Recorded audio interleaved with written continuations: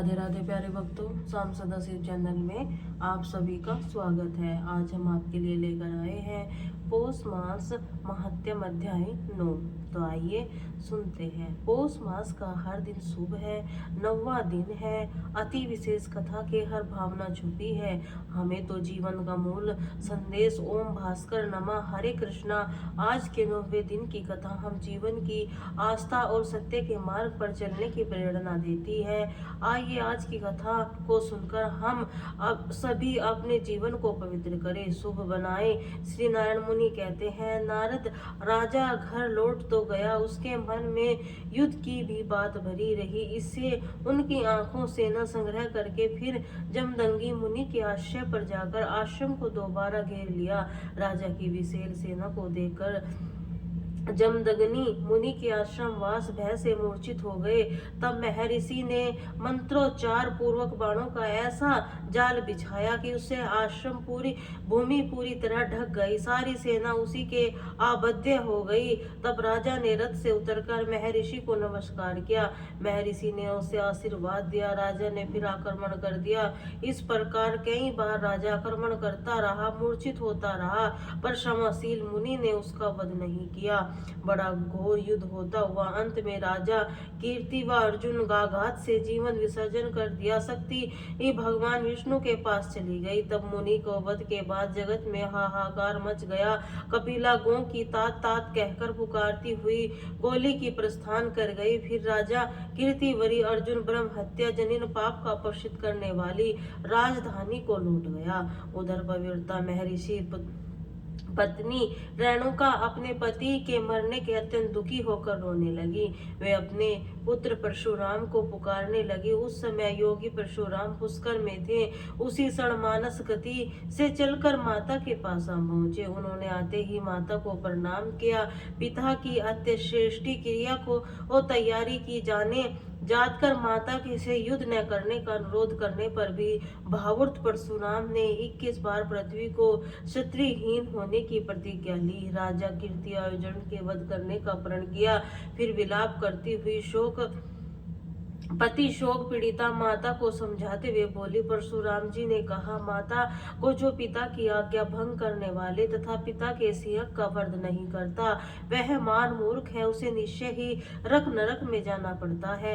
आग जलाने वाला, विषय देने वाला, हाथ में हथियार लेकर मारने के लिए आने वाला, धन का अपहरण करने वाला, क्षेत्र का विनाश करने वाली स्त्री को चराने वाला, पिता का वध करने वाला, बंधुओं की हिंसा करने वाला, सदा अपकार करने वाला, निंदक कटु वचन कहने वाला, 11 वेद विहित घोर प्राणी है, जो कि मार डालने योग्य है। इसी बीच वहां स्वयं महर्षि भृगु आ पहुंचे। वे मुनि अत्यंत भयभीत थे, उनका हृदय दुखी था। उन्हें देखकर रेणुका और परशुराम जी उनके चरणों में गिर पड़े। तब भृगु मुनि उन दोनों को ऐसी वेदांत बात कहने लगे जो परलोक के लिए भी हितकारणी थी। भृगु जी बोले, बेटा, तुम तो मेरे वंश से उत्पन्न होकर ज्ञान संपन्न हो, फिर विलाप कैसे कर रहे हो? इस संसार में सभी चराचर प्राणी जल में बुलबुले के समान क्षण भंगुर है। पुत्र सत्य के सार और सत्य के बीच जो श्री कृष्ण है, वे तुम उन्हीं का स्मरण करो। वस्तु की बात कही तो बीत गया, क्योंकि बीती हुई बात पुनः वापस नहीं लौटती। जो होने वाला होता है वह होकर ही रहता है।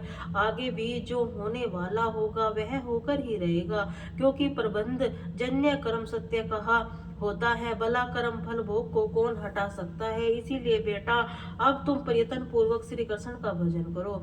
कौन किसके पितर है, कौन किसके पुत्र है, यह सभी दोस्तर भवसागर में कर्म रूपी लहरियों से प्रेरित हो रहे हैं। पुत्र ज्ञानी लोग कभी विलाप नहीं करते, इसलिए अब तुम भी मत करो, क्योंकि रोने के कारण आसुरी के गिरने से मृतों की निश्चय ही नरक को जाना होता है। भाई बंधु आदि कुटुंब के लोग जिस सांकेतिक नाम का उच्चारण करते रोते हैं, अर्थात जिसका नाम लेकर रोया करते हैं, उसे में 100 वर्ष तक रोते रहने पर भी नहीं पा सकते निश्चय ही, क्योंकि त्वचा आदि पृथ्वी अंश तो पृथ्वी जलाशय जल शून्य आकाश, वायु के अंश से वायु को तेजाशु। इसी प्रकार शरीर के सभी अंश अपने अपने अंशों से विलीन हो जाते हैं। फिर भला रोने से कौन वापस आ सकता है? मरने के बाद तो नाम, शास्त्र, ज्ञान, यश और कर्म की यथा मात्र ही रह जाती है। इसीलिए वेद वेदांत परलौकिक कर्म है, तुम इस समय वही करो। इस प्रकार भृगु के वचनों को सुनकर महासाध्वी रेणुका ने उसी क्षण शोक का परित्याग कर दिया और मुनि से कहना आरंभ कर दिया कि हे ब्राह्मण, अब मैं अपने प्राणनाथ की ही अनुगमन करना चाहती हूँ। दूसरे को मान लेने वाले यह मेरे पति देव आज तुम्हारी ऋतु काल के चौथे दिन मृत्यु प्राप्त हुए, इसीलिए वेद देवता श्रेष्ठ है, मुझे बतलाइए अब हम इस विषय पर कैसी व्यवस्था करनी चाहिए। मेरे कई जन्मों का पुण्य उदय हुआ है, जिसके फल स्वरूप आप सहसा उपस्थित हुए हैं। यह सुनकर भृगु मुनि कहने लगे, ओहो महासती, तुम अपने पुण्यात्मक पति का अनुगमन करो, क्योंकि ऋतु का चौथा दिन पति के सभी कार्यों के शुद्ध माना जाता है। जो भक्ति दाता है वही पुत्र है, जो अनुगम करती है वह स्त्री है, जो दान देता है वह बंधु है, जो गुरु का अर्चना करता है वह शिष्य है, जो रक्षा करे वही अभिष्ट देवता है, जो प्रजा का पालन करे वह राजा है, जो अपनी पत्नी की बुद्धि को धर्म नियोजित करता है वह सब स्वामी है। रेणुओं को समझाकर भृगु मुनि परशुराम जी से कहने लगे, हे महाभगवत, यहाँ आओ और इस आगमन शोक का त्याग कर दो। जो भृगु नंदन, आपने पिता को दक्षिणा सर उसके उत्तम कर दो, वस्त्र और यज्ञोपवीत पहनाओ, आंसू रोककर दक्षिण दिशा की तरफ मुंह करके बैठ जाओ। फिर भक्ति पूर्वक अग्नि से उत्पन्न हुए अग्नि हाथ में ले लो। जो पृथ्वी पर जो जो तीर्थ हैं उन सब का ध्यान गया। आदि तीर्थ, पूर्णिमा पर्वत, कुरुक्षेत्र, सरिता, श्रेष्ठ गंगा जी, यमुना, कोसी की संपूर्ण पापों का विनाश करने वाली चंद्रभागा, गंडकी, काशी। रघु मुनि कहे अनुसार परशुराम जी ने अपने गोत्र वाले के साथ मिलकर यह सारा कार्य संपन्न किया। इसके बाद रेणुका ने वहां अपने पुत्र परशुराम को अपने हृदय से लगा लिया। परिणाम के सुखदायक कुछ कवच कहे, बेटा इस भवसागर में विरोधी न करना, संपूर्ण मंगलों का मंगल है, विरोध नाश का कारण तथा समस्त उपद्रव का कारण है, इसीलिए भयंकर क्षत्रियों के साथ विरोध न करना उचित है। किंतु सुनते सुनते तूने जो प्रतिज्ञा की है उसे अवश्य ही पूर्ण करना चाहिए। इसके लिए तुम दिव्य मंत्रों से ज्ञाता भृगु ब्रह्मा जी के साथ विचार करके जैसा उचित हो वैसा करना सज्जनों द्वारा अलौकिक शुभ कारक होता है। ऐसा कहकर रेणुका परशुराम को छोड़कर अपने पति का आलिंगन करके श्री हरि का ध्यान करते हुए परशुराम जी की ओर निहारती हुई चिंता से ही सो गई। भाइयों के साथ परशुराम जी ने चिंता की आग लगा दी। फिर भाइयों ने पिता के शिष्यों के साथ विलाप करने लगे। इतने में ही स्त्री रेणुका राम राम राम यह उच्चारण करके परशुराम जी को देखते ही देखते जलकर राख हो गए। अपने स्वामी का नाम सुनकर वहां श्री हरि के दूता पहुंचे। वे सभी रथ पर सवार थे। उनके शरीर का रंग श्याम था, सुंदर चार भुजाएं थी, जिसके शंकर चक्र गदा पद धारण किए वे उनके गले में वरमाला लटक रही थी और वह कमंडल रेशमी पीतांबर सुसज्जित थे। वे उस रेणुका के रथ को बैठाकर ब्रह्मलोक में गए। जगदम्बी को लेकर श्री हरि के त्रिकट जा पहुंचे। वहां वैकुंठ थे। वे दोनों पति पत्नी निरंतर श्री हरि की परिचर्या को मांगलों का मंगल करते हुए श्री हरि के त्रिकट के रहने लगे। नारद इधर परशुराम जी ने ब्राह्मणों तथा भृगु जी के सहयोग में माता पिता की शेष क्रिया समस्त करके ब्राह्मणों को बहुत सारा धन दान दिया। फिर गो भूमि, स्वर्ण वस्त्र, स्वर्ण निर्मित पंगल सहित मनोहर दिव्य सैया, जल, अन्न, चंदन, रतन, दीप आदि से लेकर बहुत सारे दान आदि भी जो सामग्री थी उनका दान देकर ब्रह्मलोक को चल पड़े। ब्रह्मलोक में पहुंचकर परशुराम जी ने भक्ति भाव से अव्यय आत्मा ब्रह्म के को नमस्कार करके रोते हुए सारी घटना कह सुनाई। कृपामयी ब्रह्मा जी ने सारी बात सुनकर उन्हें शुभ आशीर्वाद दिया, अपने हृदय से लगा लिया। भृगुवंशी परशुराम की बहुत सी जीवों का विनाश करने वाली दुष्कर और भयंकर प्रतिज्ञा के अनुसार चतुर्मुख ब्रह्म जी को महान विषय में हुआ। और व्यापार बंद वंश का कुछ घटित हो सकता है। ऐसा मन में विचार कर परशुराम जी से परिणाम में सुखदायक वचन बोले। ब्रह्मा जी कहने लगे, वत्स, बहुसंख्य जीवों का विनाश करने वाली तुम्हारी प्रतिज्ञा अत्यंत दुष्कर है, क्योंकि यह सृष्टि भगवान से हरि की इच्छा से उत्पन्न ही होती है। बेटा, उन्हें परमेश्वर की आज्ञा से मैंने बड़े कष्ट से इस सृष्टि की रचना की है, किंतु तुम्हारी निर्दयता घोर प्रतिज्ञा सृष्टि का लोप कर देने वाली, तुम इस अक्षत्य के अपराध को पृथ्वी के 21 बार भूप रहित कर देना चाहते हो। अक्षत्रिय जाति का समूह नष्ट कर लेने तुमको ठान ली है, किंतु ब्राह्मण, क्षत्रिय, वैश्य, शूद्र, यह 4 प्रकार की सृष्टि नित्य है, जो श्री हरि की आज्ञा को बार बार आविर्भूत तिरोहित होती है, अन्यथा किसी प्रभात कर्मानुसार तुम्हारी प्रतिज्ञा पूर्ण होगी। तुम्हें अपनी कार्य सिद्धि के लिए बहुत बड़ा परिश्रम करना पड़ेगा, इसीलिए बस तुम शिवलोक में जाओ और शंकर जी की शरण ग्रहण करो,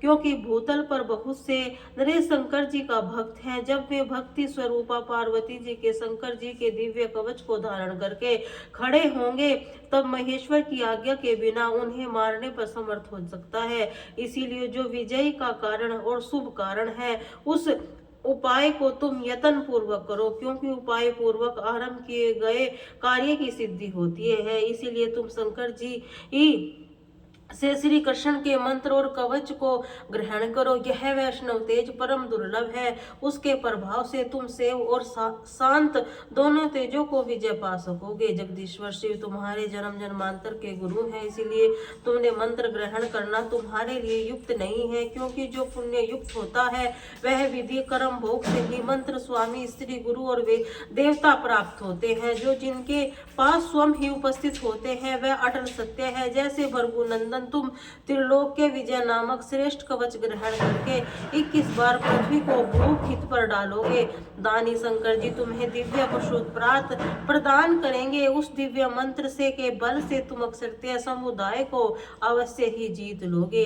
इसके बाद परशुराम जी के इस प्रकार कैलाश पर्वत पर भगवान शंकर की शरण में पहुंचे और वहां पर जाकर क्या हुआ इसका वृतांत जानने के लिए अब अगली वीडियो का इंतजार करेंगे। अब सुनिए सूर्य चालीसा पाठ और चालीसा। भगवान सूर्य की आरती। श्री रवि हरत गोरत अंगणित किरण प्रसारी, वंदन करूं चक्रनंदन अर्ध देव जलधारी, सकल सृष्टि हमी राजनाथ निस दिन होत तुमसे होवत सैया प्रभात। जय भगवान सूर्य तमहारी, जय खरगेन दिनकर शुभकारी। तुम हो सृष्टि के नेत्र स्वरूपा, त्रिगुणधारी त्रिदेव स्वरूपा। तुम हो कर्ता पालक, संहार भवन चतुर्दश के संचालक, सुंदर बंदन चतुर्दशी धामी। रेशम रथी तुम गगन विहारी, चक्र शक्र अरुश्वेत कमल धरवर, मुद्रा सोहत चोटी शीघ्र कुंडल गलमाला, चरु तिलक पर भाला, विशाला सप्तक्षर अति दुर्गा, अरुण साथी गति अभिरानी, गत विरण आभूषण धारक, अति प्रिय तो हे लाल परारक। सर्वोत्तम तुम्हें ऋषि वेग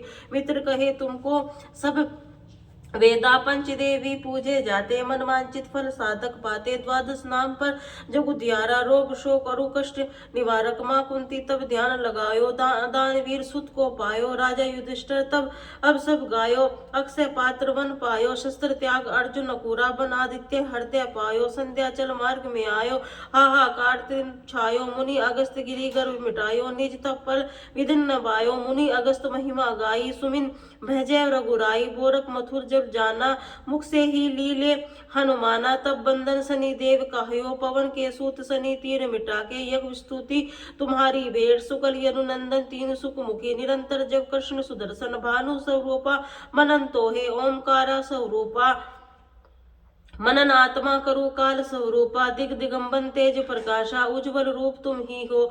आकाश पद दिगबाला, करत तुम सुमिरन अंजलि नित्य। करत अर्पण निवित ताप हरता तुम हो भगवन। ज्ञान ज्योति करता तुम भगवन, सफल बनावे तब आराधक। गायत्री जब सरल है साधन, संध्या त्रिकाल करत जो कोई पावे। कृपा सदा वही, चित शांति सूर्य कर्म यज्ञ। शुभकारी पूजा उपासना तब सुखकारी। माघ मास शुक्ल सप्तमी, पावन आरंभ में जो शुभ व्रत पावन। भानु सप्तमी मंगलकारी, भक्ति दयिनी। दौरण हवि मावनर जो कोई तुमको ध्यावे। पुत्रादिक सुत वैभव पावे, पाप रूपी पर्वत विनाशी। ब्रज रूप तुम हो अविनाशी, राहु आन पर ग्रस्त बनावे। ग्रहण सोरत लग जावे, जो धर्म तप करते साधक मिटते में कृपा कीजिए, दीर्घकायु आयल बुद्धि दीजिए, सूर्य उपासक कर नित्य ध्यान लगावे, कुष्ठ रोग से मुक्ति पावे, दक्षिण दिशा तोरी गति जावे, दक्षिण होवे कलहावे उत्तम गामी, तारो रथ उच्चरण तब होवे, कहला बन वचन कर्म से पावन, शयन करता भली आधारक, भक्त दास चिंतन करता, धन गर्थ पे ध्यान लगायो, कृपा भक्त पे तुम्हारी, सूर्य भगवान ओम जय सूर्य भगवान, भगवान जगत में तेत्र स्वरूपा, तुम हो त्रिगुण स्वरूपा, धरत श्री ध्यान ओम जय सूर्य भगवान, सारथी अरुण है रूप श्वेत कमलधारी, तुम हो चार चतुर्भुजधारी, अक्षसात तुम्हारे कोटि किरण पसारे, तुम हो देव महान ओम जय सूर्य भगवान, भगवान उमा काल जब तुम उजियारा आते आते, दर्शन सब फैलाते, उजियारा जागत में जग सारा, करे सब तज गुणवाना ओम जय सूर्य भगवान, भगवान सद्या से भुवनेश्वर अस्त चल जाते, गोधन तब घर आते, दो धूली बेला पर हर घर में छाते, तब महिमा गान ओम सूर्य भगवान, भगवान देव धनुर्धर नारी, ऋषि मुनिवर बजते आते हर जारी, जपते श्रोत मंगलकारी, इसकी रचना न्यारी, दे जीवन दान ओम जय सूर्य भगवान, तुम हो त्रिकाल रचेता, तुम हो आधार महिमा, अप्राण प्राणों का संचन करके भक्त अपने देते बल बुद्धि ज्ञान ओम जय सूर्य भगवान, भूचर जलचर खेचर सबको प्रमाण, तुम सब जीवों को प्रणाम, तुम हो वेद पुराण, बखान धर्म नहीं तुम्हें माने, तुम ही हो सर्वशक्तिमान ओम जय सूर्य भगवान, भगवान पूजन करती दिशाएं, पूजे दस दिक्पाला, तुम भवन प्रतिपाला, ऋतुआ तुम्हारी दासी, तुम साक्षात अविनाशी, शुभकारी शुभमान ओम जय सूर्य भगवान, ओम जय सूर्य भगवान, ओम जय सूर्य भगवान।